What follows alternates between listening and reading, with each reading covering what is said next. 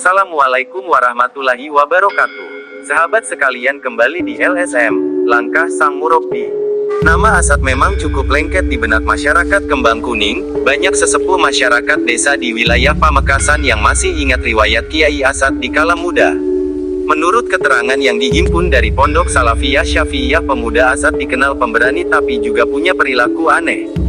Diceritakan di antara keanehannya itu, misalnya sesuatu ketika Asad memasukkan kambing ke dalam lemari pakaian, tak karuan saja seisi rumah menjadi ribut, tapi Asad tetap tenang saja. Juga kebiasaan menyelinap keris di pinggang. Ini merupakan khas pemuda Asad. Dari kebanyakan anak muda Madura, kemana saja Asad pergi mesti membawa keris. Suatu ketika ada operasi senjata tajam yang dilakukan oleh polisi setempat, dan saat yang biasa membawa keris terkena jaring polisi. Minta agar keris yang diselipkan di pinggang diserahkan, tapi apa yang terjadi saat justru barulah aneh. Ia memberikan keris dengan gaya menentang, menghadapi seperti menghadapi musuh. Saat memberikannya dengan keris terhunus dan menodongnya, petugas operasi akhirnya ragu dan tak mau mengambilnya. Karena tidak diambil tanpa bicara, Asad lalu meninggalkan tempat operasi sepeninggalan saat salah seorang petugas kemudian bertanya, "Siapa pemuda ugal-ugalan tadi itu?" Dijawab oleh beberapa orang di situ, "Putra Kiai."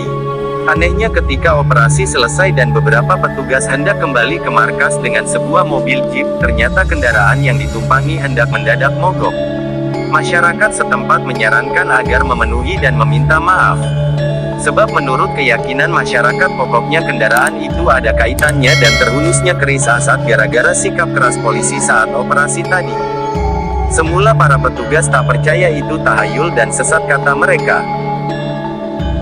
Tapi akhirnya saran itu diturut juga. Seorang petugas kemudian menemui Asad di sebuah masjid desa itu untuk meminta maaf dan sekaligus minta tolong menghidupkan kendaraannya. Ternyata Asad sendiri sudah menduga akan kedatangan salah seorang petugas. Karena itu sebelum ia bersedia menolong, saat minta agar berkas-berkas operasi disobek dulu dan senjata yang dirampas dikembalikan lagi. Setelah permintaan dipenuhi, saat kemudian menghampiri kendaraan yang mogok itu sambil mengeluarkan potongan rumput kecil-kecil dari mulutnya. Dan kemudian meniupkannya ke arah mobil. Di luar dugaan ketika itu mobil bisa dihidupkan lagi. Masih cerita keanehan pemuda saat suatu ketika peristiwa, namun petugas operasinya beda kali ini.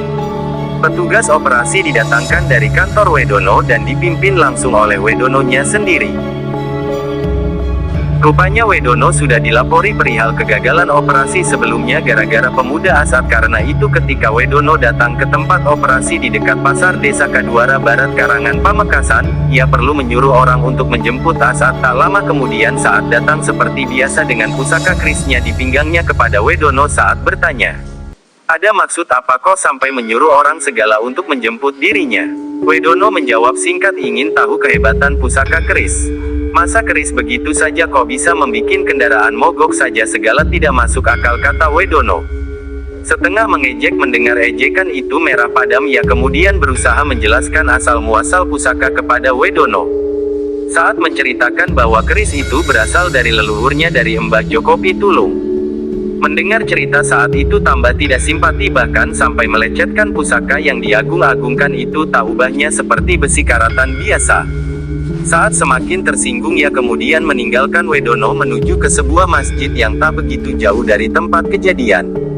Entah apa yang dibaca saat di masjid itu, ternyata ketika Wedono mau pulang tiba-tiba kendaraannya mogok. Dalam hati Wedono, barangkali ada benarnya juga cerita Asad. Tapi persetan itu tahayul, tidak masuk akal. Wedono kemudian minta bantuan masyarakat untuk mendorong. Tapi mobil tetap saja mogok. Akhirnya ia mengutus seorang petugas untuk mencari Asad, namun tak ada yang menemukan. Lalu ada yang menyarankan untuk menemui saja saudara ipar sepupu Asad yang bernama Kiai Hona yang juga tinggal di Pondok Kembang Kuning. Kemudian bersama Kiai Hona utusan itu pergi ke Masjid Talang sebelah timur pondok. Di masjid itulah utusan Wedono tadi bertemu Asad dan mengemukakan maksudnya, namun tetap keberatan jika harus menolong Wedono.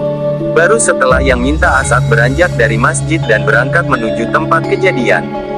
Ternyata di sana sudah banyak orang yang menyaksikan kejadian aneh itu. Melihat Asad Datang banyak petugas menyambut dengan permintaan maaf berulang-ulang. Asad juga menimpali, makanya jangan sok menghina pusaka orang. Meski banyak petugas sudah meminta maaf, Asad masih belum mau memaafkan sebab Wedono masih terlihat angkuh. Sampai kemudian Asad berucap kendaraan ini bisa hidup kembali jika Wedononya ditampar dulu. Mendengar kata-kata itu masyarakat yang menyaksikan langsung tepuk tangan. Setelah itu Asad mencabut keris dan menaruhnya di atas moncong kendaraan. Sungguh tidak masuk akal, tapi inilah cerita realitas rakyat zaman dulu. Dan ternyata kendaraan Wedono bisa dihidupkan kembali. Sejak peristiwa itu hubungan Asad dan Residen Pamekasan menjadi semakin akrab. Bahkan setiap ada masalah Residen selalu minta bantuannya, sampai kemudian terhina hubungan baik dalam mengatasi segala persoalan yang timbul di Pamekasan. Dalam hubungan baik dengan Residen itu diceritakan pula suatu ketika Residen Pamekasan sangat terganggu dengan banyaknya tindak kejahatan yang membuat resah masyarakat. Asad kemudian diminta untuk membantu mencari gembong-gembong masa penjahat tersebut untuk melakukan tugas berat itu. Asad kadang menyamar sebagai penjahat pula. Kala itu para penjahat sudah dikenal punya gemaran bermain judi adu telur-telur, yang pecah berarti kalah. Dan biasanya pihak yang kalah tak mudah menyerah, artinya meski kalah bermain telur belum tentu kalah. Beradu fisik, karena itu perjudian adu telur itu selalu disudahi dengan adu kekuatan fisik. Berhari-hari Asad memutar otak untuk bisa mengalahkan penjahat adu telur tersebut. Setelah menemukan rahasianya, Asad segera terjun menyamar sebagai gembong adu telur.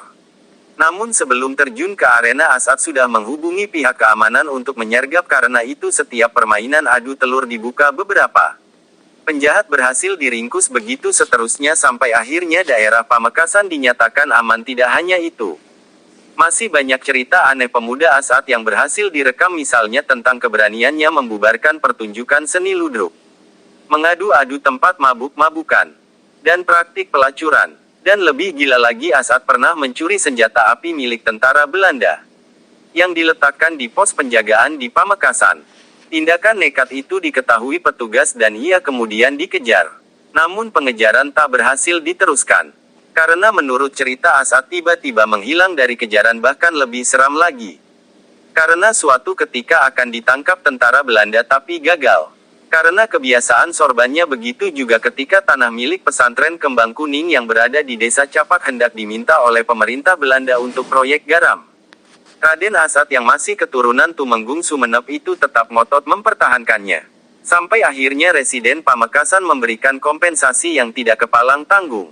Asad dipersilakan memilih sendiri tanah mana saja di wilayah Jawa Timur yang diminta akan diberikan, bahkan dilengkapi dengan tanda bukti pemilikan berupa sertifikat.